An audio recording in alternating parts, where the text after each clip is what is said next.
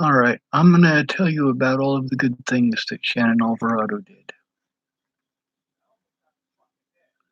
Um, when Natalie Bollinger first disappeared, Shannon Alvarado was speaking out on Facebook, but she wasn't finding out from me what was going on. I really wish that she had. I was finally able to get in contact with her, and that was nice. Um,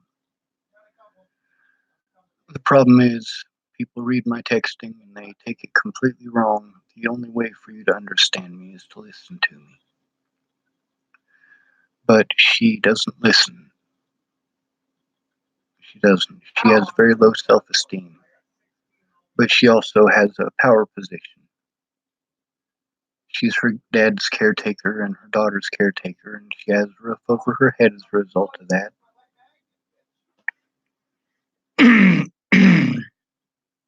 But she wasn't understanding. There's mail that I needed access to.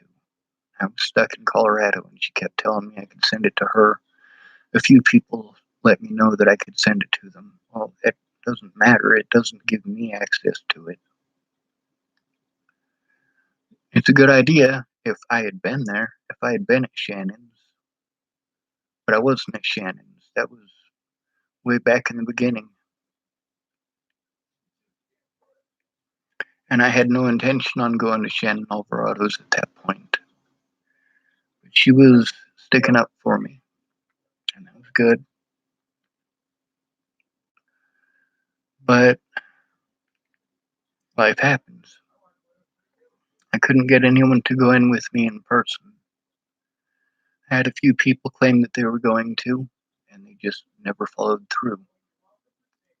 And that's not Shannon's fault. When I finally had to break the law, there's a situation that involved Mandy Hughes and Shannon Alvarado and Miss Peaches all at the same time, all in the same day, days, whatever. When you try to turn in a police officer and you try to tell them, well, that all police officers need to be required to wear body cameras at all times with the volume on. They didn't write that down in the reports, but it should be on their body cameras. Problem is, I can't requisition their body cameras. I've tried. I needed help with that. People keep telling me you need to do this and you need to do that. They keep telling me, well, they have to legally do this and they have to legally do that. So I try those things and they don't work. So if they have to legally do those things that they're not doing, the police, by the way, is what I'm talking about right now, as well as the public pretenders, if they're not doing it, then they're breaking the law. But I need an advocate. The term mentally ill prevents me from being heard. I literally needed someone to go in with me. After taking 7 months of abuse, 7 months of threats, 7 months of harassment, I kept speaking out because it's the right thing to do.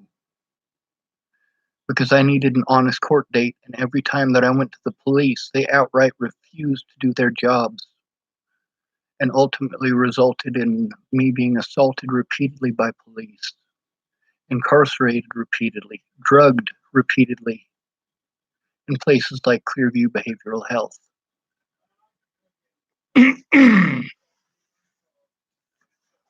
um, with all the people going through and searching through for everything that they could report as spam, and they did. They reported everything on my Facebook as spam, and I got blocked from my own Facebook for 30 days at a time, repeatedly, over and over and over again.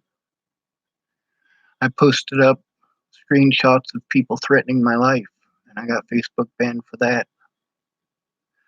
I made 3 videos about alcoholism and drug use so that people could understand those things, and I got Facebook banned for that. I got Facebook banned for showing evidence on my own YouTube or on my own Facebook, and I was frustrated. And the only three people that I was able to be in contact with was Dan Faber, Layla Johnson, and Shannon Alvarado, all in texting. And when I finally did get to talk to Dan, um, I had rented an apartment in Sydney, Nebraska. I wasn't able to keep it for very long because I couldn't afford to have an apartment and to continue going to these court dates for them just to be postponed over and over and over again. And Shannon Alvarado, I spoke to her on three separate occasions, twice while I lived in Sydney and once after Sydney. And all of those times, Shannon just couldn't hear a word I was saying. I had to repeat things over and over and over again because she didn't catch them the first 30 times that I said it. The library is the example that I like to use because she kept on recommending that I go to the library. I can't do the things that I need to do at the library. At least not at that point in time, I couldn't. I needed to be able to speak. I needed to be able to make phone calls, and you just can't do that stuff at the library. And I needed to be able to record it, which meant that I needed to have an outlet to plug into. What I ultimately ended up doing is going to here to Chapel, 30 miles away, to use the internet by parking my car outside of Brenda Dickinson's house and recording until my computer died, and then I would go find a place in town to plug in, mostly over at Gary Jepson's shop. Um, with his permission, of course. And that's where Rose M. Kelly let me know when I showed her about what Ted and Alicia had done at my grandma's funeral. Um, Rose typed back that she was sorry. She knows how he is.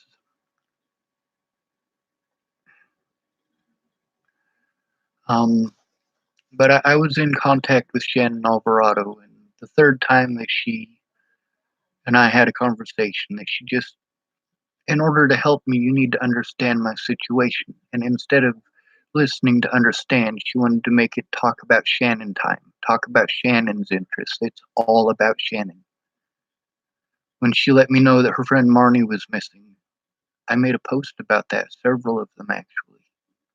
It didn't take me 7 months, but Shannon Alvarado, you guys know how alcoholics and drug addicts are. They don't get around to doing anything. They'll say they're gonna and say they're gonna, but they just don't ever get around to actually doing it. And that's frustrating for me. That's why I needed an advocate. That's why I called hundreds of numbers trying to get an advocate so that I could have someone sit with me while I go talk to the police so the police will actually do their jobs.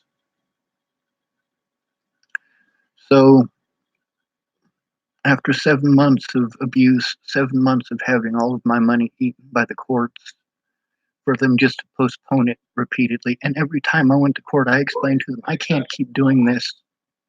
I can't afford to take care of myself. My disability money is only $600 a month. I can't afford to go to all of these appointments. The charges against me for being assaulted by Officer Waylon Lowelltide were eventually dropped. By that time, I was tied up in court with Clearview Behavioral Health. And they killed a man doing what it is that people called me a liar for saying that they were doing. By the way, they do this nationwide when you try to turn in a police officer. When you're frustrated and you're trying not to have a meltdown, they want to put drugs in you. You need an advocate. You literally have to have an advocate there with you to talk to the police, especially if you have to turn in police officers. And with my electronic disabilities, I mean, I'm having to learn all this the hard way, trial and error. But Shannon Alvarado, the third time we had a conversation on the phone, and each of these conversations is about 45 minutes to an hour long. The third time we had a conversation, I got so sick of her talking about the library because I had literally just explained to her why going to the library here in Chapel, Nebraska was not a viable option. I'd been to the library repeatedly. I'd been to the library here in Chapel, Nebraska repeatedly. I had a lot going on, and when I was able to get to the library, it was closed down, and I tried hooking up to the internet outside of the library, and it wouldn't hook up. But she kept on pushing it, and I was trying to explain it to her for probably the 30th time in that conversation, with her talking over me every time I try to explain it. Well, you should do this, and you should do this. Stop giving me advice. You don't know what the fuck is going on, and I've explained to you what the fuck is going on repeatedly, but you're just not hearing me. I accused her of being a meth head because of that. Turns out she wasn't on meth, she was on alcohol. And I didn't find that out until much later. So during that third conversation, I yelled at her, "Train, it'll honk again."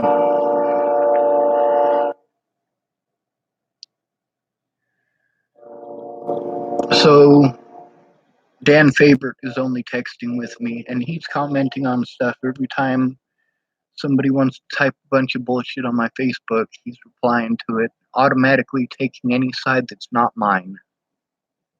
Automatically, without asking me what's going on, just assuming that these people are right and I'm wrong every single time. I'm like, that's not help, Dan. That's not help. Meanwhile, Miss Eulela Johnson is typing stuff to me, and Aaron Cockerham sent me a message saying that she was Layla Johnson's sister and so on and so forth, and it turns out that was bullshit. Turned out that Layla Johnson wasn't actually the person she was claiming to be. According to Aaron Cockerham, Karamia had threatened to kill her. They were able to hash that out, or they were just fucking with me. I don't know which.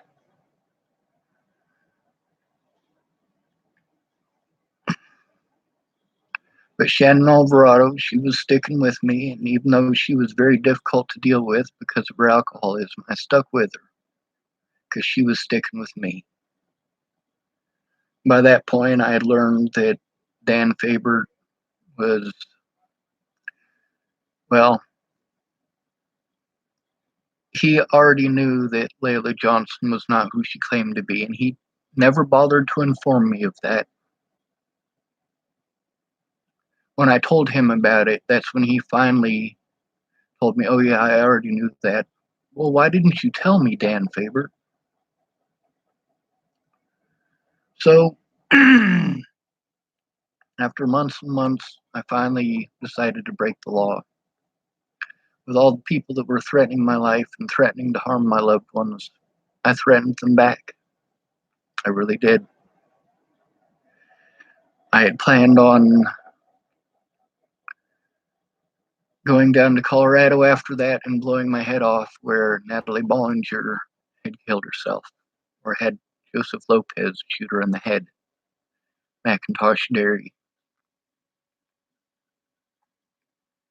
That was because of the situation with Kara Johnson Miles and Shelley Campbell, when Shannon Alvarado exposed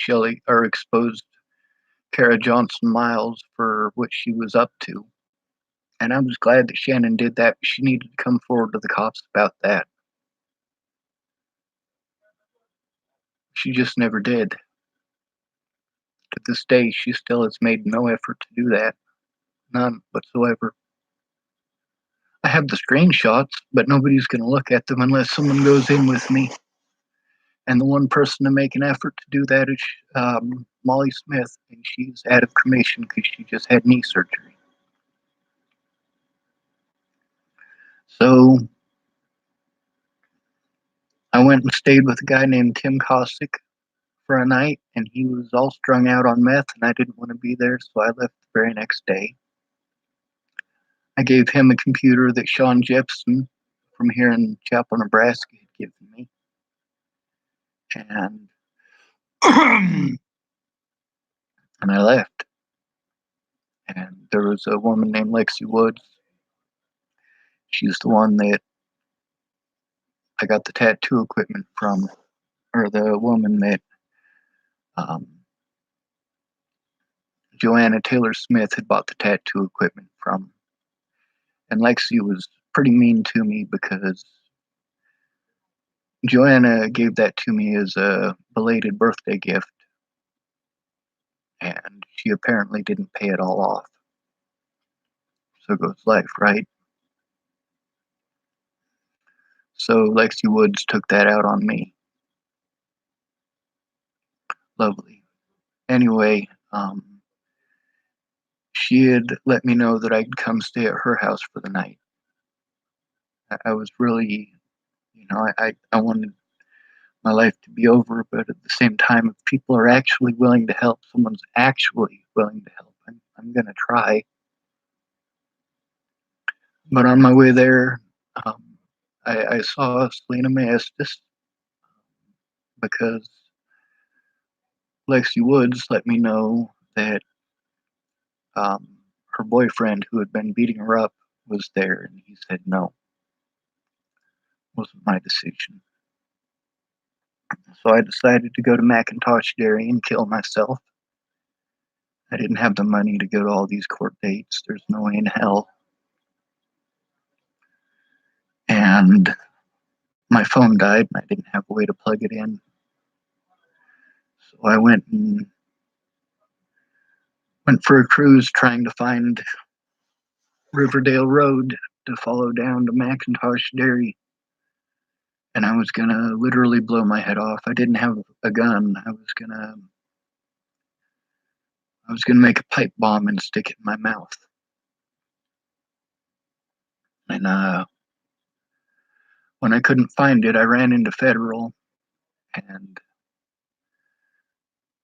I turned left on Federal and made it almost to Ken and Leah Plunkett's house. And I realized I was in their neighborhood, and I remembered that they had stolen my money from me and that they had stolen my supplies and my tools. And I decided I was going to try to force the police to take a look. I was going to try to force an outside agency to take a look because going to the state patrol didn't work. Going to the border police department didn't work. Calling them didn't work. No matter what, they wouldn't look at the evidence. You can't look at evidence over a fucking phone anyway. So I bought a gas can and filled it up with gas. I went over to Ken and Lee's and I poured it on the road next to their vehicle. And it really took me like 20 minutes to psych myself up enough to light it on fire. But I lit the road on fire. And my plan was to light the road on fire next to Ken and Leah's pickup and say that I had lit their truck on fire. And then drive all the way to Chapel, Nebraska to light the patrol car here in Chapel, Nebraska on fire. That way, since I committed arson in, or would have committed arson in 2 different states in one night, that the federals would get involved. By federals, I mean the FBI. And I could force them to take a look at the evidence. But I was getting pretty tired. And there was a Love's truck stop, and I stopped there, and I decided to threaten the life of the President of the United States. I figured that would get the Secret Service involved, and they would get the FBI involved. And by the way, Shelley and Danica especially, had encouraged me to get a hold of the FBI before they found Joseph Lopez, of course. And her and Shelley kept on pretending they were going to help me for that whole 7 months, but magically they could only message me while I was on Facebook ban. And oddly, they would stop messaging me the day before my Facebook ban ended, and then they would just ignore me. They claimed they wanted to have coffee with me. They should have come forward about the situations. Um, they just never did. I was desperate. I literally could not get someone to go in with me to talk to the police. I couldn't force the police to look at evidence, and they weren't going to without someone going in with me. They were just going to continue giving me the mentally ill treatment, locking me up, injecting me with drugs, going out of their way to omit evidence and omit the truth. They only wrote down stuff that they could use to try to frame me. And by frame me, I mean literally frame me for crimes that I had not committed.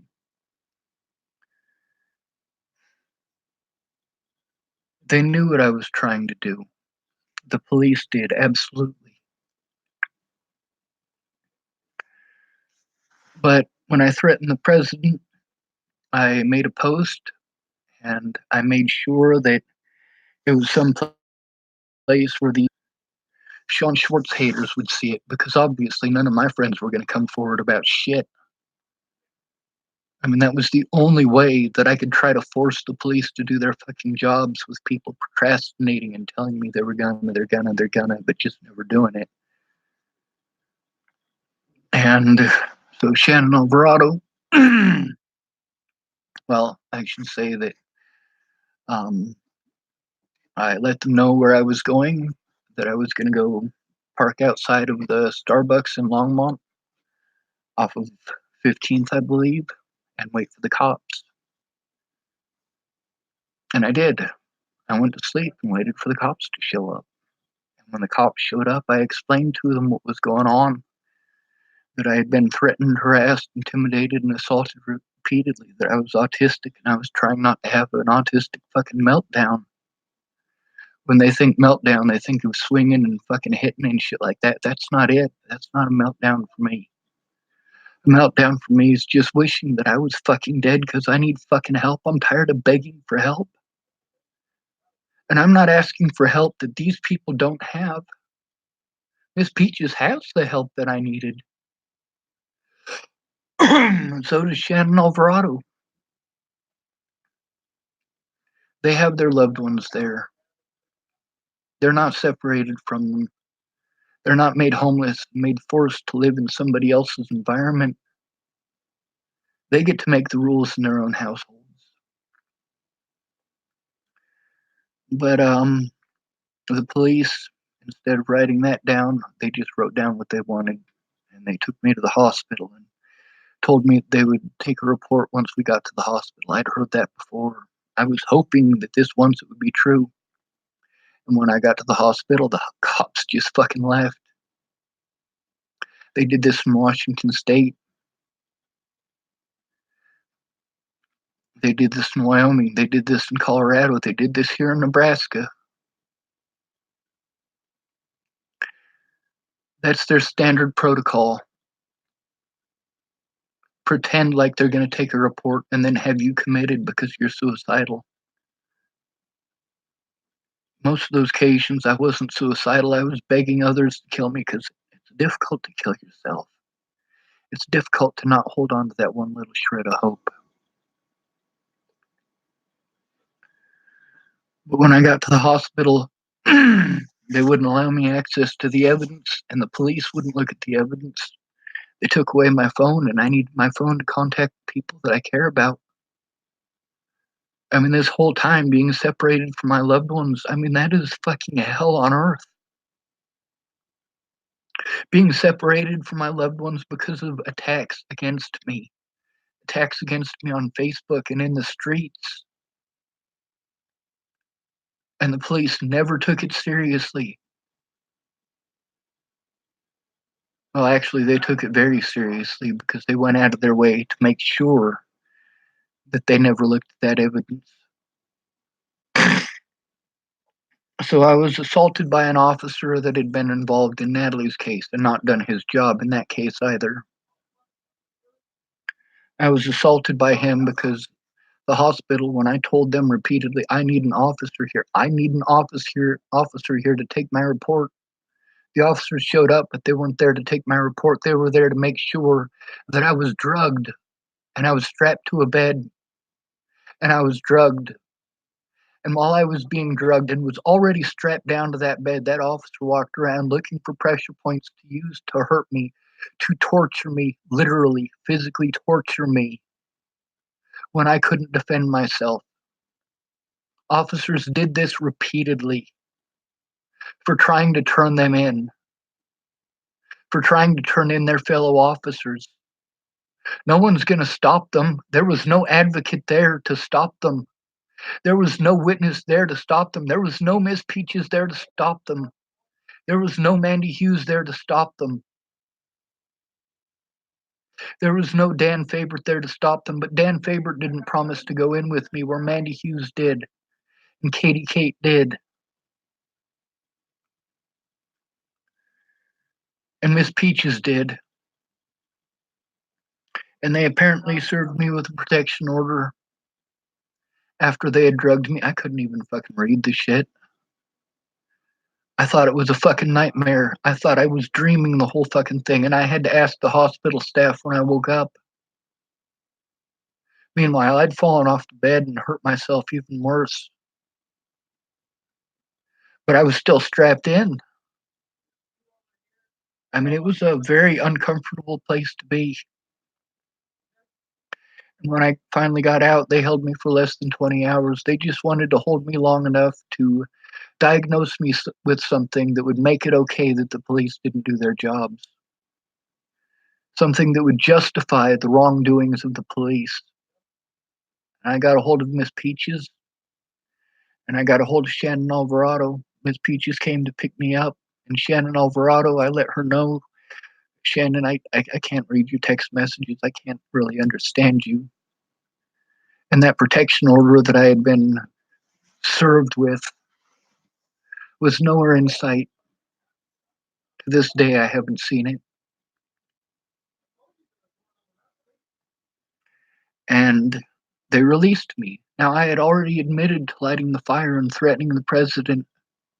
I had already admitted to those things. And I stayed at Miss Peaches for a couple of days. And Miss Peaches helped me to set up appointments to go see therapists there in Longmont. And we went to those appointments. And that's something Miss Peaches should have come forward about, because what Officer Amanda Jonas said was that I had made no effort to get help. Bullshit. I'd gone to Miss Peaches for help. I'd gone to those therapy appointments for help. I'd been trying to get help since before Natalie died. Help getting an advocate in specific. I've been going to see Nicole Peralta and Jeff Ritter before Natalie died. I'd been seeing Kara Heller before Natalie died, and I'd been seeing Tamara before Natalie died. And that has continued to this day, me trying to get the help that I need with all of my money being eaten up by the courts and me being repeatedly assaulted and charged with assault, or having people accuse me of things that I didn't do, or treat me like I'm fucking crazy because I'm having a meltdown from all of the goddamn abuse that I'm having to endure that the police don't give a fuck about. Broomfield didn't give a shit about Tim Beeson. Meanwhile, he lives in Broomfield. I was in Broomfield trying to tell Broomfield officers about Tim Beeson, and they wouldn't take my report, including Officer Burke, the officer who had assaulted me in the Longmont Hospital because he was fired from Broomfield for physically assaulting people, the same way that Officer Waylon Lolotai, who had assaulted me, had been kicked out of Denver for assaulting inmates. And Miss Peaches said that she would go in with me and said that she would go in with me. Meanwhile, those officers, Officer Amanda Jonas, had told me that they're not gonna tow my vehicle, that it would be fine in the parking lot and I could get it when I got out. And she set up an appointment for me to go get it back. And I'd already spoken with Officer Brian Valenzuela. This video's getting pretty long already, and we haven't even gotten into the stuff that Shannon Alvarado did. The really, really nice stuff that she did for me. But none of that was actual help.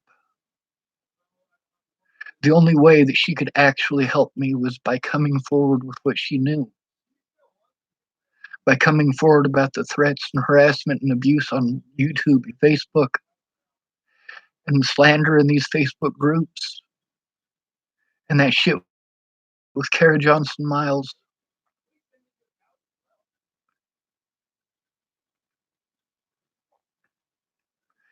Sure, she fed me, but she was also abusive as fuck. She'd get drunk and loud and mean. And she is a very mean drunk.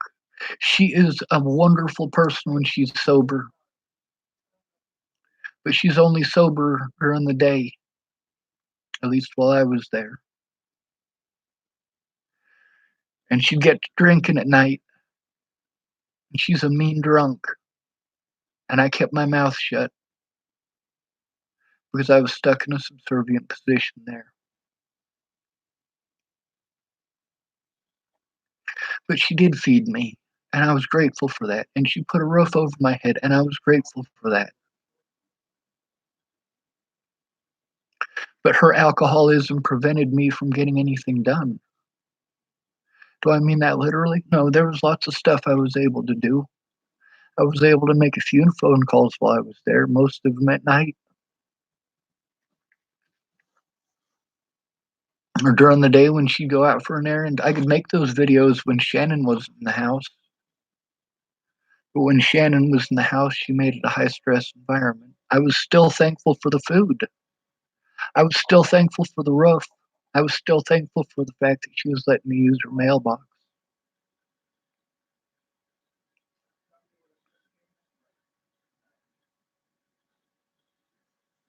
But Miss Peaches didn't follow through with going in with me.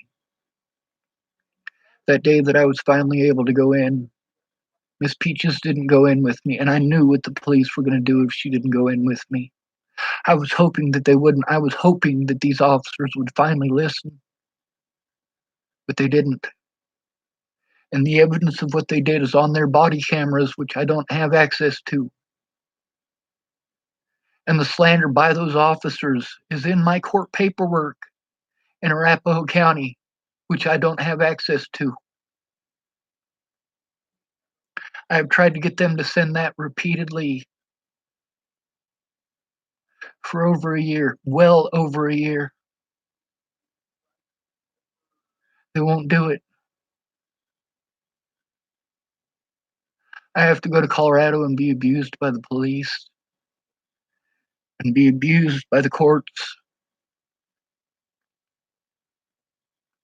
for them to pretend that they'll give me access to that. No, I need an advocate. A public pretender is not going to do their fucking job. They don't do their jobs. When you're a homeless person, they don't care. They don't care about you, especially when you're a homeless male, especially when you're called mentally ill. I was forced to break the law because I was being abused, and the people who claimed that they would go in with me just never did. The people who knew what was going on should have written police reports. Kara Johnson Miles was allowed to slander me in Arapahoe County courts all the way from Texas because Shannon Alvarado never made an effort to write down what she knew. I couldn't get the police to look at it without someone going in with me, and Mandy Hughes never went in with me.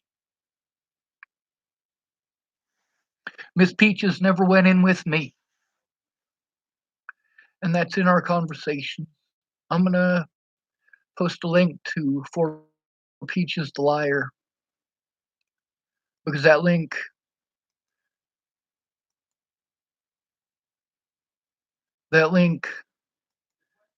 has hundreds of conversations attached to it, including with Shannon Alvarado and Mandy Hughes and Alyssa Rainwater, Steve Tombleson, Brandon Ratner, well over 100 people, or well over 100 conversations. I couldn't get people to write those police reports, so I got them to say those things, and I saved that evidence because it was the only way that I could.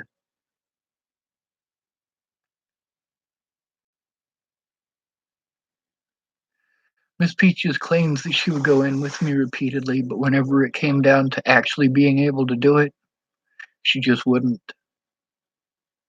The only times that she actually made an effort to go in with me are when I told her, hey, they're probably not going to let us in. It's 4 o'clock at night. I was trying to go to an outside agency to try to get the Boulder police to get charges against Waylon Lolotai for what he had done. They sent me into a panic attack intentionally and then abused me for having that panic attack and drugged me for having that panic attack. They outright lied to me repeatedly, but they make money off of doing that. The hospitals make money off of doing that. The police make money off of doing that. And they work together to do this. Clearview is not responsible alone for the evil shit that they did. The police helped them to make that money by doing the things that they did to me, to other homeless people. And you, the taxpayers, pay for that.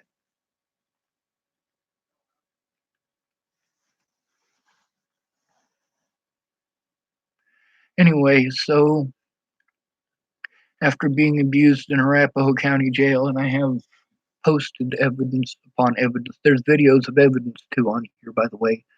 Those 100 plus phone calls, those don't include the probably 100 or so videos full of evidence. Not me talking, but actual videos of the evidence.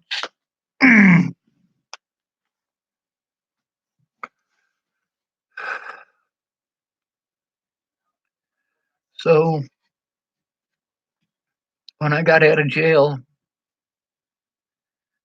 um, Maggie Hughes had tried to send me some money so I could use the phone, but that money never arrived.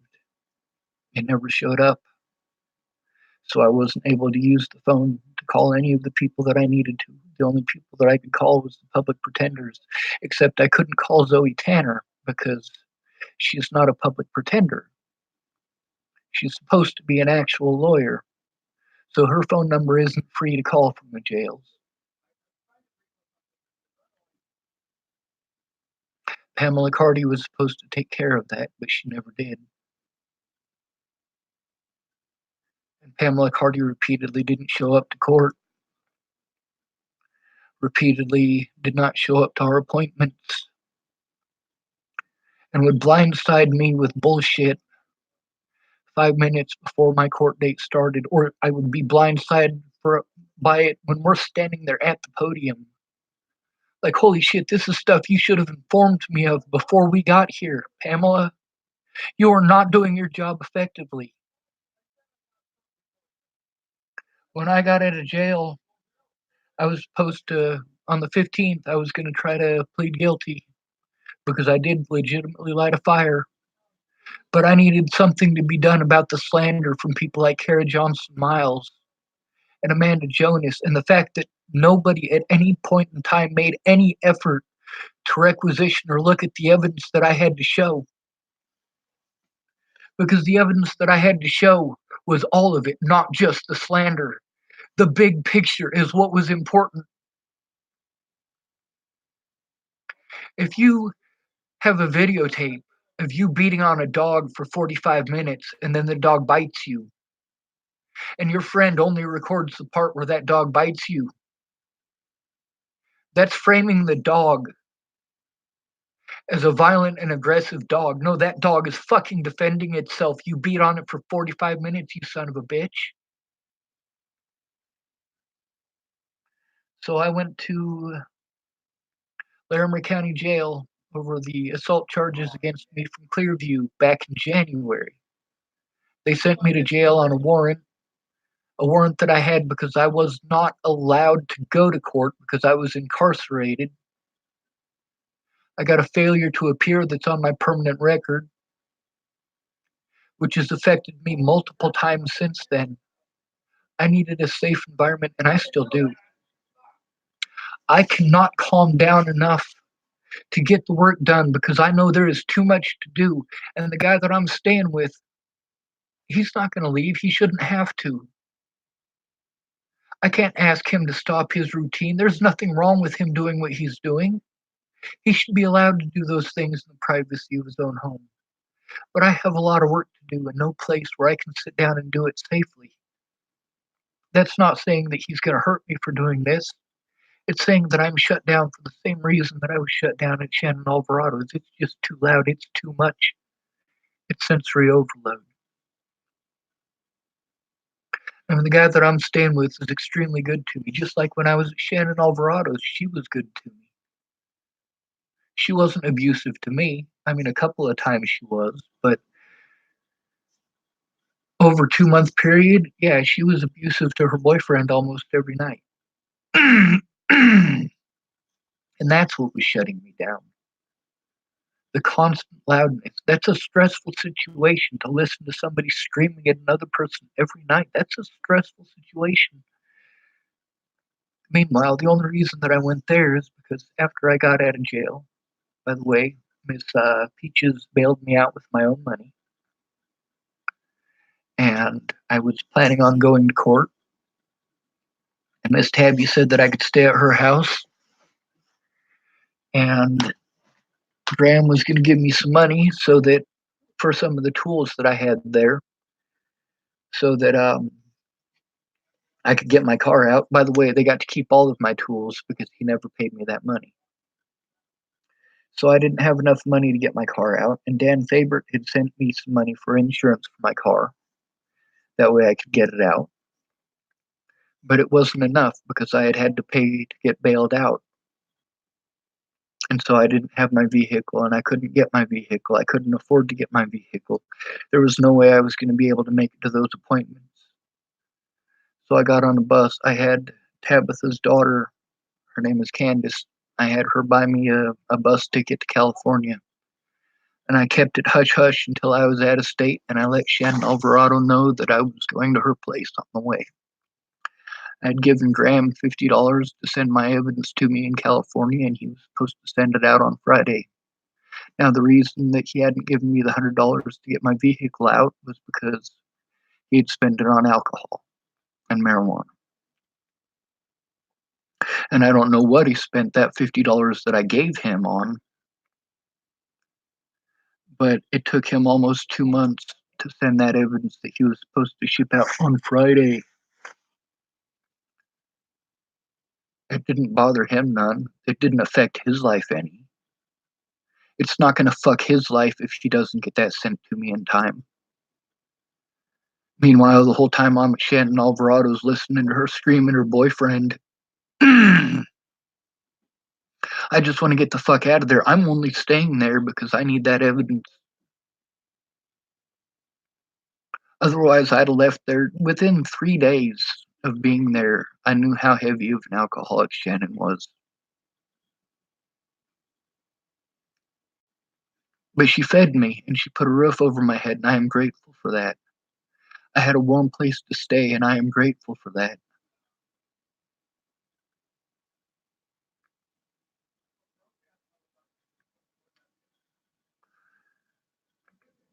Shannon Alvarado should have come forward about Kara Johnson Miles when it happened. Not just send it to me because the cops aren't going to listen to me. Shannon, you have to come forward about that. Or someone needs to go in with me so that I can force the cops to take a look at it. When it's just you, they will victimize you. they can get away with it.